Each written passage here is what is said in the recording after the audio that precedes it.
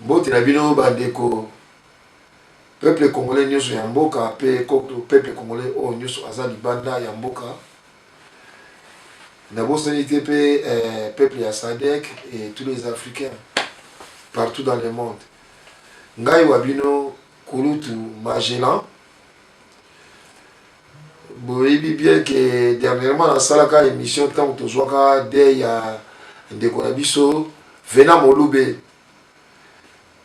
Venant Molube tanga kufaka na salaka émission moko bato basepelaka na moya mingi na laksaka ndenge nini Venant Molube azwaka matata na compatriote na biso moko oyo abetaka e mbata Venant koyaka na mai na démontraki yango ke na justice ezalaka ba fait makambo ya kindoki to ya nzambe na justice ezalaka te balukaka moto asali cause ya likambo soki abetaki Venant mbata te bele Venant koyaki na mai te eza teke tata Kulutu awutaki soki mboka nini ou mama leki aye aloki bango na poto non na justice likambo wana ezalaka te soki abetaki ye mbata te mbele akoyaki na mai te pourquoi abetaki ye mbata justice asala enquête ndenge wana sikoyo na lelo likambo eye kokwea awa na kati ya France monsieur moko kombo na ye Jamba monsieur Dieudonné azali na mwasi na ye oyo bazobenga mama Falon sango ya pasi ekweyeli biso lisusu na communauté congolaise garçon wana azali combattant présenté comme combattant ya RCK. RCK ezali parti ya président Sali na bandeko na ye mosusu nete Michel Tungasu. Bato balobi ke Jamba aza moto ya RCK alors que ye tango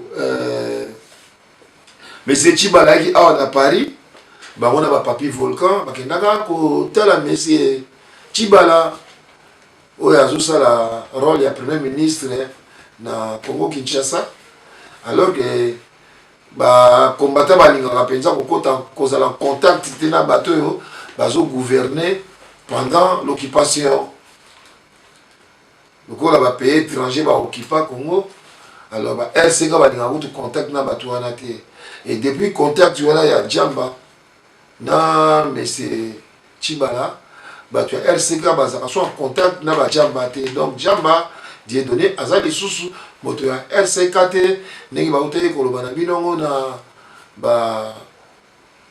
ba site mosusu yango na sololi na bato ya RCK bayebisi ngai ke aza moto na bango lisusu te bon bazwanaki matata na mwasi na ye baza na bana misato ntango Venant Molube atikaki biso période wana ezalaki mawa ya trop surtout na diaspora donc à l'extérieur ya pays bato ebele mibali bakomaki koboma basi garçon moko akwea na 7e étage na mwasi na ye na mboko babengi Evre mwasi wana atika biso les garçons étaient hospitalisés tilelo garçon na bima na hôpital na Suisse mobali abomaki mwasi mosusu bakendaka Kinshasa na mwasi na ye abomi mwasi na ye likambo wana ya ba violence conjugale tozosepela na yango te tozoloba makambo wana esengeli esila tolingaka baséparation te biso mibali surtout la communauté congolaise toza contre ba divorce contre ba séparation ya mwasi na mobali mais au cas où kobongisa esimbi te par tous les moyens famille baye babongisi esimbi te bami babongisi esimbi te tribunal ebongisi esimbi te tosengaka séparation ezala na kimia ndenge balobaka na monoko ya lopoto dans l'amiable olie koma ya makofi kobunda mwasi obengaka bapolisi bambila bakangi mobali umbila obeta mwasi bamarto makambo ya boye ça fait mal.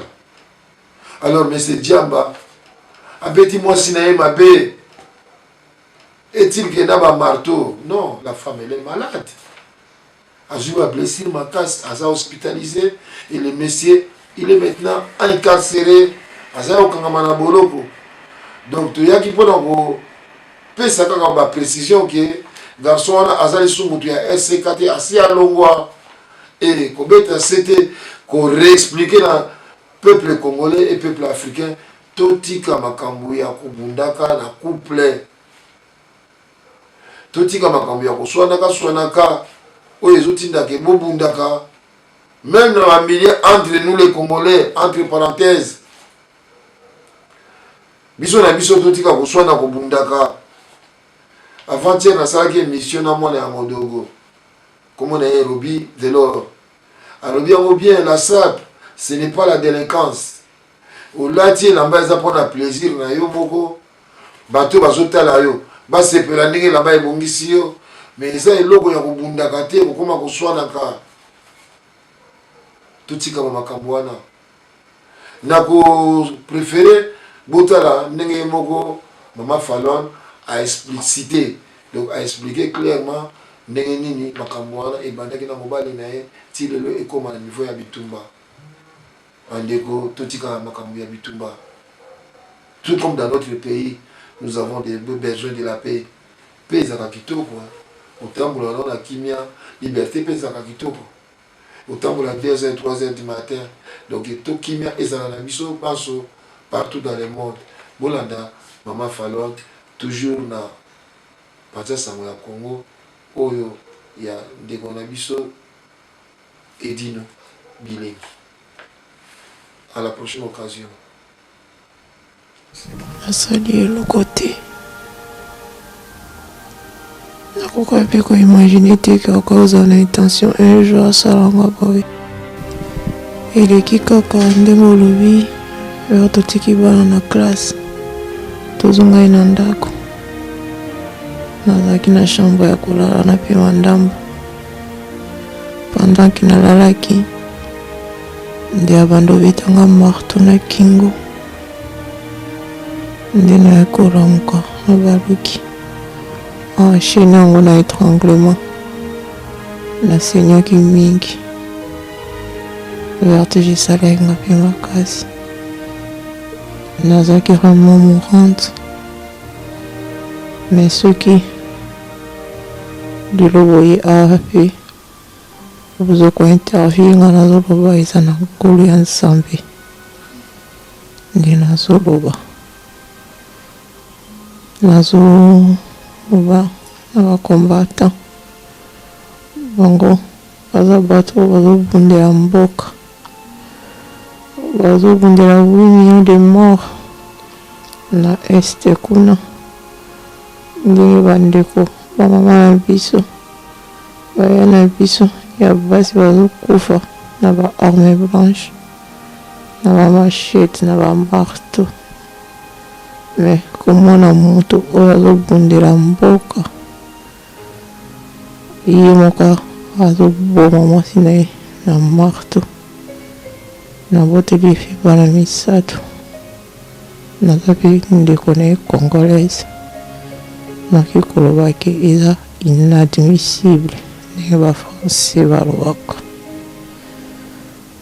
Naza na mingi ya koloba te so eza korendre grâce na Nzambe te. Natiki justice ya Nzambe esalema.